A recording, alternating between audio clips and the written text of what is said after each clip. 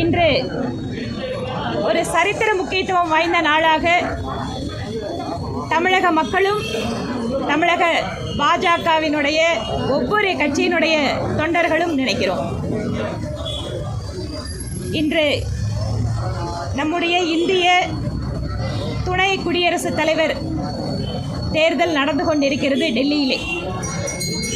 பாரதிய ஜனதா கட்சி தேசிய ஜனநாயக கூட்டணியினுடைய வேட்பாளராக நம்முடைய தமிழகத்தை சார்ந்த கொங்கு மண்டலத்தை சார்ந்த மரியாதைக்குரிய அன்பு அண்ணன் திரு சிபி ராதாகிருஷ்ணன் அவர்கள் வேட்பாளராக களத்தில் நிற்கிறார். வெகு நிச்சயமாக தெரியும், தேசிய ஜனநாயக கூட்டணி வேட்பாளர் தான் வெற்றி பெறப் போகிறார். அன்புக்குரிய அண்ணன் திரு சிபி ராதாகிருஷ்ணன் அவர்கள்தான் துணை குடியரசுத் தலைவராக பதவியேற்க இருக்கிறார். இந்த நேரத்தில் தமிழகம் முழுவதும் பாரதிய ஜனதா கட்சியினுடைய தலைவர்களும் தொண்டர்களும் அந்தந்த பகுதிகளில் இருக்கின்ற கோயில்களில் பாரத பிரதமர் நரேந்திர மோடி அவர்களுடைய நலனுக்காகவும் அன்பு அண்ணன் திரு சிபி ராதாகிருஷ்ணன் அவர்களுடைய தேர்தல் வெற்றிக்காகவும் அவர் பதவி ஏற்றதற்கு பின்னால் சீரிய முறையில் சிறப்பான முறையில் நல்ல உடல்நலத்தோடு பணியாற்றுவதற்காகவும் கோயில்களில் எல்லாம் இன்று அபிஷேகம் அர்ச்சனை இவையெல்லாம் ஏற்பாடாக இருக்கிறது. கோவை மாவட்டத்தினுடைய தலைவர் திரு ரமேஷ்குமார் அவர்களுடைய ஏற்பாட்டிலே இன்று கோவை மாநகர் மாவட்டத்தில் மட்டும் 25 இடங்களில் 25 கோயில்களில் விசேஷ அபிஷேக அர்ச்சனைகள் நடைபெற்று வருகிறது.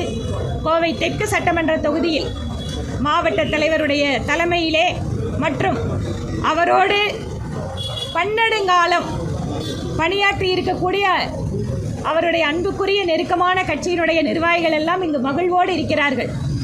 அன்பு தம்பி சுதாகர் அவர்கள் முதல் கொண்டு மற்றும் இன்னும் பலர் இந்த வாழ்க்கையினுடைய ஒரு பொன்னான தருணத்தை மிக மகிழ்வோடு அத்தனை பேரும் கொண்டாடி கொண்டிருக்கிறோம்.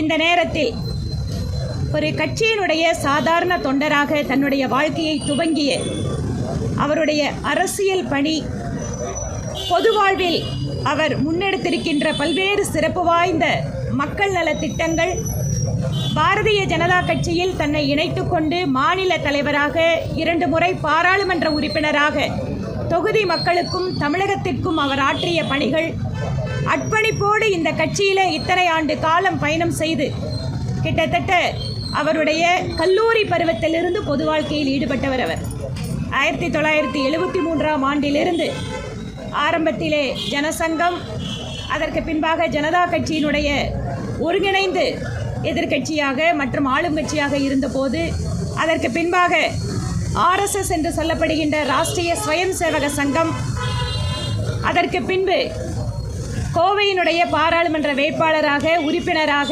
சிறப்பான பணிகள், மாநில தலைவராக மிக சிறப்பான பங்களிப்பு, அதற்கு பின்பாக பல்வேறு நிலைகளில் தேசிய செயற்குழு உறுப்பினர், கேரள மாநிலத்தினுடைய பொறுப்பாளர் என்று பல்வேறு பணிகளை கட்சி அங்கீகாரம் செய்து அவரை ஜார்க்கண்ட் மாநிலத்தினுடைய ஆளுநராக அமர்த்தி அழகு பார்த்தது. அதற்கு பின்பாக தெலுங்கானா, புதுச்சேரி உள்ளிட்ட 3 மாநிலங்களை கவனித்த ஒரு கவர்னராக அவர் சிறப்பாக பணியாற்றினார்.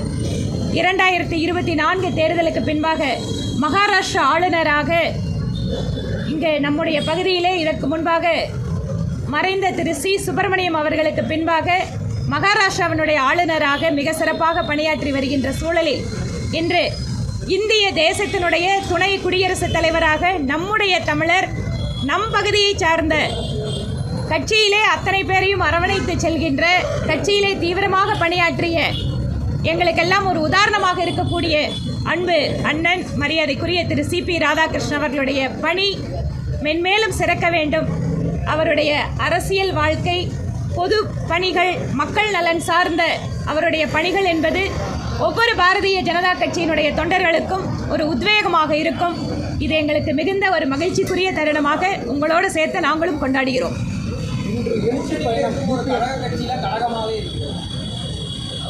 நீங்க இதுக்கு முன்னால் இன்னொரு கேள்வியை கேட்க வேணாமா? தமிழர் என்று பேசுகின்ற திராவிட முன்னேற்ற கழகம் இன்று ஒரு தமிழர் டெல்லியிலே வேட்பாளராக போட்டியிடுகின்ற பொழுது தமிழர்களுடைய முதுகிலே குத்துவதைப் போல ஒரு துரோகத்தை செய்து கொண்டிருக்கிறார்கள். தமிழர்களுடைய வாழ்க்கை உலகம் முழுவதும் இருக்கக்கூடிய தமிழர்களுக்கு ஒரு மிகப்பெரிய அங்கீகாரத்தை பாரத பிரதமர் நரேந்திர மோடி அவர்கள் இன்று அளித்திருக்கிறார். ஆனால் இந்த வரலாற்று சிறப்புமிக்க தருணத்தில் தமிழர்களை முதுகில் குத்துகின்ற ஒரு துரோகத்தை திராவிட முன்னேற்றக் கழகம் இன்று செய்து கொண்டிருக்கிறது. இதற்கு முன்பாக மகாராஷ்டிராவை சேர்ந்த ஒரு வேட்பாளர் அறிவிக்கப்பட்ட போது கட்சி சார்பில்லாது அத்தனை மகாராஷ்டிராக்காரர்களும் திருமதி பிரதிபா பாட்டீல் அவர்களை ஆதரித்தார்கள். ஒடிசாவை சேர்ந்த திருமதி திரௌபதி முர்மு அவர்கள் குடியரசுத் தலைவர் வேட்பாளராக ஆகின்ற பொழுது ஒவ்வொரு ஒடியா மக்களும் தங்களுக்கு கிடைத்த மிகப்பெரிய அங்கீகாரம் என்று அத்தனை அரசியல் கட்சிகளும் அவருக்கு ஆதரவு கொடுத்தார்கள். ஆனால் தமிழர்கள் எல்லாம் ஒன்றுபட வேண்டும் என்று பேசுகின்ற திராவிட முன்னேற்ற கழகமும் அதனுடைய கூட்டணி கட்சிகளும் இன்று நம்முடைய தமிழர் வேட்பாளராக நிற்கிறார். அவருக்கு மற்ற மாநிலத்தை சார்ந்தவர்கள் எல்லாம் ஆதரவு கொடுக்கிறார்கள். ஆனால் தமிழகத்தை சார்ந்த இந்த கூட்டணி கட்சிகள் திமுகவோடு சேர்ந்து இன்று தமிழர்களுக்கு எதிரான ஒரு துரோகத்தை செய்து கொண்டிருக்கிறார்கள். வரலாறு இவர்களை மன்னிக்காது. உண்மையான தமிழர் நன்மையை, உண்மையான தமிழர்கள் அங்கீகாரத்தை, உண்மையாக தமிழர்களுக்கு பெருமை கொடுக்கின்ற இந்த கௌரவத்தை திராவிட முன்னேற்ற கழகம் தன்னுடைய செயலினால் சிறுமைப்படுத்திக் கொண்டிருக்கிறது என்பதை உங்கள் வாயிலாக தமிழகத்து மக்களுக்கு நாங்கள் தெரிவித்துக் கொள்கிறோம்.